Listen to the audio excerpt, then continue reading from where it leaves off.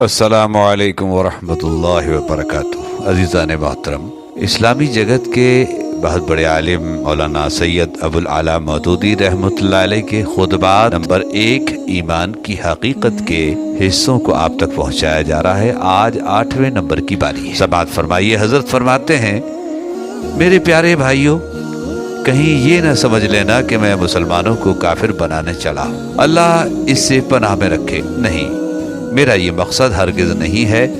मैं खुद भी सोचता हूँ और चाहता हूँ कि हम में से हर आदमी अपनी अपनी जगह सोचे, हम आखिर खुदा की रहमत से क्यों महरूम हो गए हैं। हम पर हर तरफ से क्यों मुसीबतें नाजिल हो रही हैं। जिनको हम काफिर यानी कि खुदा के नाफरमान बंदे कहते हैं, वे हम पर हर जगह गालिब क्यों हैं।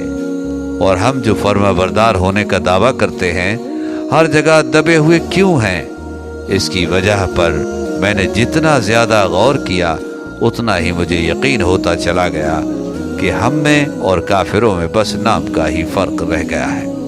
वरना हम भी खुदा से गफलत, उससे बेखौफी और उसकी नाफरमानी में उससे कुछ कम नहीं है।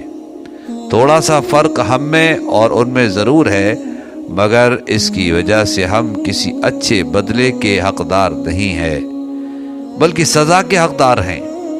क्योंकि हम जानते हैं कि कुरान खुदा की किताब है और फिर उसके साथ वह बर्ताव करते हैं जो काफिर करता है। हम जानते हैं कि मोहम्मद सल्लल्लाहु अलैहि वसल्लम अल्लाह के नबी हैं और फिर उनकी पैरवी से इस तरह भागते हैं जिस तरह काफिर भागता है। हमको मालूम है कि झूठे पर खुदा ने लानत भी की है। रिश्वत खाने और खिलाने वाले को जहन्नुम का यकीन दिलाया है। सूद खाने और खिलाने वाले को बहुत बड़ा मुजरिम ठहराया है। गीबत को अपने भाई का गोश्त खाने के बराबर बताया है। बेहयाई और बदकारी पर कड़ी सज़ा की धमकी दी है। मगर ये जानने के बाद भी हम काफिरों की तरह ये सब काम आज़ादी के साथ करते हैं, मानो हमें खुदा का कोई खौफ ही नहीं है। यही वजह है कि हम जो काफिरों के मुकाबले में थोड़े बहुत मुसलमान बने हुए नजर आते हैं, इस पर हमें इनाम नहीं मिलता, बल्कि सज़ा दी जाती है। काफिरों का हम पर हुकूमत करना, हर जगह हमारा नुकसान उठाना, इसी जुर्म की सज़ा है कि हमें इस्लाम की नेमत दी गई थी और फिर हमने उसकी कद्र न की। प्यारे भाइयों, हजरत फरमाते हैं, प्यारे भाइयों, आज के खुतबे में मैंने जो कुछ कहा है, ये इसलिए नहीं कि आपको मलामत करूं। मैं मलामत करने नहीं उठा हूं। मेरा मकसद ये है कि जो कुछ खो गया है उसको फिर से हासिल करने की कुछ फिक्र की जाए। खोए हुए को पाने की फिक्र उसी वक्त होती है जब इंसान को मालूम हो कि उसके पास से क्या चीज़ खो गई है और वह कैसी कीमती चीज़ है। इसीलिए मैं आपको चौंकाने की कोशिश करता। अगर आपको होश आ जाए और आप समझ लें कि हकीकत में बहुत कीमती चीज़ आपके पास थी, जो आप फिर से उसको हासिल करने की फिक्र करें। मैंने पिछले खुतबे में आपसे कहा था कि मुसलमान को मुसलमान होने के लिए सबसे पहले जिस चीज़ की ज़रूरत है वह इस्लाम का इल्म है।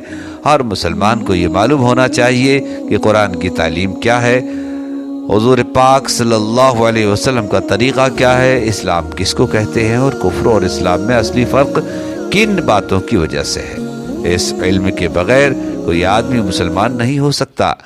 मगर अफसोस है कि आप इसी इल्म को हासिल करने की फ़िक्र नहीं करते। इससे मालूम होता है कि अभी तक आपको एहसास नहीं हुआ कि आप कितनी बड़ी नेमत से महरूम हैं। मेरे भाइयों, माँ अपने बच्चे को दूध भी उस वक्त तक नहीं देती जब तक कि वह रो करके मांगता है। प्यासे को जब प्यास लगती है तो वह खुद पानी ढूंढता है और खुदा उसके लिए पानी पैदा भी कर देता है। जब आपको खुद ही प्यास ना हो और पानी से भरा हुआ कुआं भी आपके पास आ जाए तो बेकार है। पहले आपको खुद समझना चाहिए कि दीन से नावाकिफ रहने में आपका कितना बड़ा नुकसान है। खुदा की किताब आपके पास मौजूद है, मगर आप नहीं जानते कि उसमें क्या लिखा है। इससे ज्यादा नुकसान की बात और क्या हो सकती है। नमाज आप पढ़ते हैं मगर आपको नहीं मालूम कि इस नमाज में आप अपने खुदा से क्या अर्ज करते हैं। इससे बढ़कर और क्या नुकसान हो सकता है। कलिमा जिसके जरिए से आप इस्लाम में दाखिल होते हैं उसके मानी तक आपको मालूम नहीं, और आप नहीं जानते कि इस कलिमे को पढ़ने के साथ ही आप पर क्या जिम्मेदारियां आन पड़ती हैं। एक मुसलमान के लिए क्या इससे भी बढ़कर कोई नुकसान हो सकता है। खेती के जल जाने का नुकसान आपको मालूम है, रोजगार न मिलने का नुकसान आपको मालूम है, अपने माल के बर्बाद होने का नुकसान आपको मालूम है, मगर इस्लाम से नावाकिफ होने का नुकसान आपको मालूम नहीं है। जब आपको इस नुकसान का एहसास होगा तो आप खुद आकर कहेंगे कि हमें इस नुकसान से बचाओ, और जब आप खुद कहेंगे तो इंशाअल्लाह आपको इस नुकसान से बचाने का भी इंतज़ाम हो जाए। खुतबा यहीं ख़त्म करते हैं और अगली शुरुआत इंशाअल्लाह 9वें नंबर की करेंगे, इंतज़ार कीजिए।